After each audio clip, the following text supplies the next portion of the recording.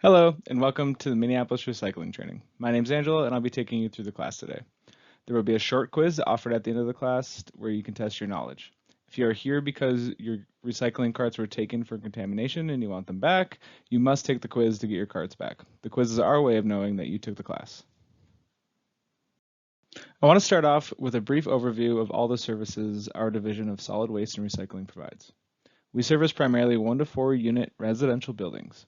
Our services include garbage, recycling, organics, large item collection, and seasonal yard waste pickup. We also offer a voucher program where you can bring excess materials to our South Transfer Station. If you have any questions about the services we provide, please call our customer service line shown on the screen. Now we can get into what we're all here for, recycling. 97% of our customers have a recycling cart. In 2023, we found an average of just below 12% contamination, which is up from 9.5% in 2022, but still well below the national average for residential recycling of over 15% contamination. Our recycling is sent to be sorted by Eureka Recycling.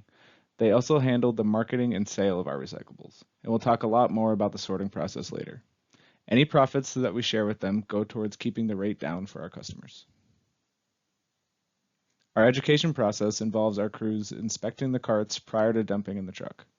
If they find contamination, they will leave a tag, like the ones pictured on the screen, indicating what the problem material was. If you get more than one of these tags within a 6-month period, a work order is automatically generated for your carts to be removed. To get your carts back, you can either pay a $15 fee, wait 3 months and ask for it back, or take the quiz that is offered at the end of this class. So, what makes something recyclable? Well, it must be able to be collected, so first it must fit in your bin at home. It must be sorted. We'll go in depth on the sorting process soon. And marketed, meaning it needs to be economical for someone to buy it and turn it into a new product. Recycling is collected in your blue carts at home and brought to a material recovery facility, or MRF. Ours, as mentioned earlier, is Eureka Recycling. They use a combination of people and equipment to sort the materials into about 15 different categories. Those materials then get sold and shipped to end markets, where they are made into new products. We'll talk more about what those products are later in the class. We're now going to go over how the facility sorts your recycling into those different categories, because we believe understanding how the process works is the easiest way to remember whether or not something can be recycled. When the material arrives at the facility, it is dumped into a large cement floor called a tip floor. It is then scooped into an in-feed conveyor that evenly distributes the material so it can be more easily sorted down the line. Its first stop is the pre-sort house. Here there are people manually removing items that should not be there. This is called a negative sort, meaning they are subtracting or taking things out. They focus mainly on items that will damage the equipment. Plastic bags are the most common. It's important to note that the workers in the pre-sort house are instructed to remove anything that is bagged. They will not open the bags. This is for worker safety, as they have no way of knowing if there is something hazardous inside. So it is removed and the entire thing goes in the trash. This is why it's best not to bag your recyclables and simply dump them loose into your cart at home. After the pre-sort house, the material goes over star screens. These separate out the 2-dimensional from the 3-dimensional objects, so your paper and cardboard from your containers. The paper will bounce over the top of the screen, while the containers will fall through. You can see the photo on the left is what they look like when they are clean, and on the right is when they are covered in plastic bags and film. When they get covered in these bags and film, the containers no longer have the space to fall through the way they're supposed to. You can see that there are 2 workers cutting out the bags. Every sorting facility in the country has to shut down at least twice a day to do this. Not only is this costly to shut down, but it is also dangerous for the employees who have to crawl into the machine and cut out the bags. The material then continues on, where metals are sorted out using magnets that suck the steel cans off the conveyor belt and something called an eddy current for the aluminum. It works kind of like a reverse magnet, pushing the aluminum over a barrier that is separate from the rest of the materials, pictured on the left.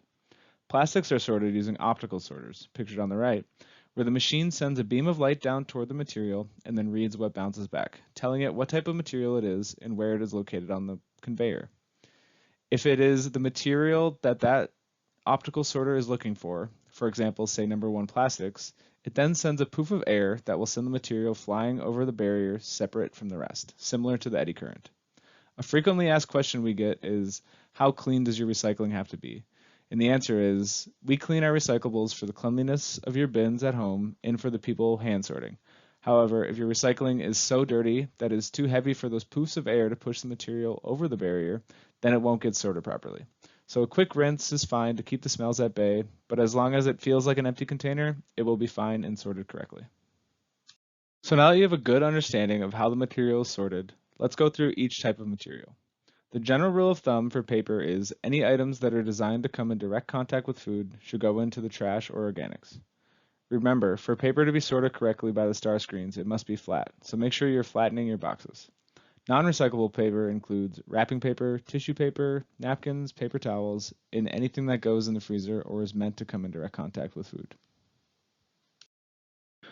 Cartons are sorted like plastic containers because they must go to a different end market than your normal cardboard or office paper due to their waxy coating.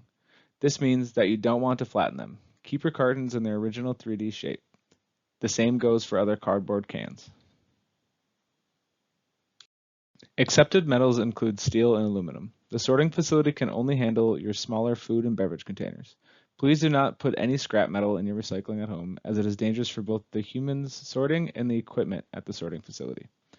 Aluminum foil is accepted if it is clean and smashed into a ball that is at least 3 inches round or the size of your fist. Plastics that can be recycled are numbers 1, 2, or 5. These are usually your beverage, kitchen, bathroom, and laundry containers. You can check on the bottom of the container for the little chasing arrow sign with the number in the middle. Please make sure to leave out any bags, films, styrofoam, and anything that contained hazardous waste. This is usually denoted by a caution, hazardous, or flammable label on the container. A good rule of thumb is to remember that anything that is not meant to go down your drain at home should not be recycled. An easy way to remember which plastics can be sorted is to make the I love you sign in American Sign Language. In counting from your thumb, it's your first, second, and fifth fingers, plastics 1s, 2s, and 5s. An exception is black plastics. Remember that plastics are sorted using those optical beams? Those beams cannot see black plastic because it absorbs all light and it will blend in with the conveyor belt. So please leave black plastics out of the recycling. Glass must be a food or beverage container, meaning no candles, drinking glasses, Pyrex, ceramics, etc. This is because they have different melting points and will cause imperfections when they are made back into new products. Mason jars are the one exception here, as they are considered food-grade glass. Glass is intentionally broken into small pieces at the sorting facility. Anything less than 3 inches in size will fall through all the sorting equipment and end up with the crushed glass. Glass is sent to a second sorting facility in St. Paul, where it is sorted by color and size. Anything that is not glass goes in the trash. The most common small items that end up in glass include batteries, caps, pen caps, and shredded paper. Anything that you put in your cart that is less than 3 inches is going to end up in the crushed glass and eventually in the trash. In order to keep our glass clean, we should keep our caps on our bottles. Even though plastic bottles are a different type of plastic than their caps, bottles are usually number 1 while the caps are number 5s, they can still be recycled together. This is because the first step in the recycling process is to grind it up and wash it, during which the two types of plastic naturally separate as the caps float and the bottles sink, allowing the recycler to easily separate them into their two different types of plastic. For metal caps, you can put them inside of an empty steel can and pinch the lid shut. This ensures that the cap will make it to the magnet and get recycled with the can. Once everything is sorted, it is baled up so it can be easily transported to its end market, where it is turned into a new material. The bales usually don't have to travel far. Almost 70% of our recycling stays right here in Minnesota, while 95% stays in the Midwest and 99% stays within North America. You might hear national news stories about how stuff isn't actually being recycled, but waste is local, so what might be happening on the coasts doesn't always apply to us. Glass and aluminum can be recycled an infinite amount of times.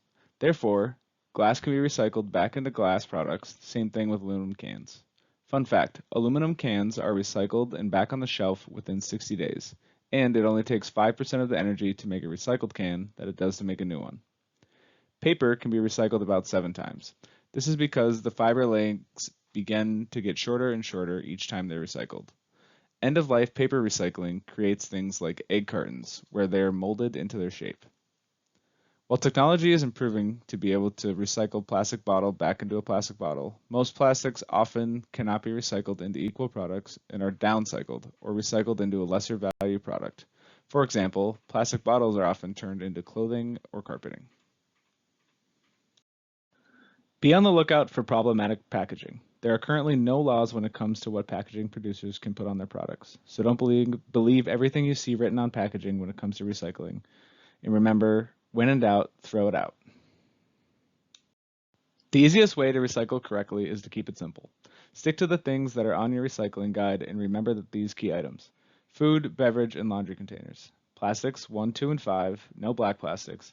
No paper that is designed for food contact. Keep all of your containers 3D and flatten all of your paper products so that they can be sorted correctly. Never put plastic bags in the recycling, and nothing smaller than 3 inches or bigger than a 3-gallon pail.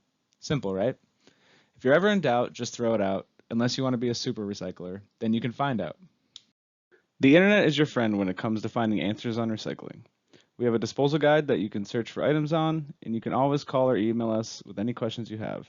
Or join our Facebook group. We have over 1,600 members, and people post their recycling and waste-related questions daily to be answered by us. That concludes our class. If you're here to get your recycling cart back from contamination, be sure to take the quiz. That's how we know you took the class. If you are not here to get your cart back and would like to take the quiz for fun, that's totally fine too. You can scan the QR code on the screen now or click the link in the description of the video to access the quiz. Thank you very much for attending our recycling training, and please don't hesitate to reach out with any questions.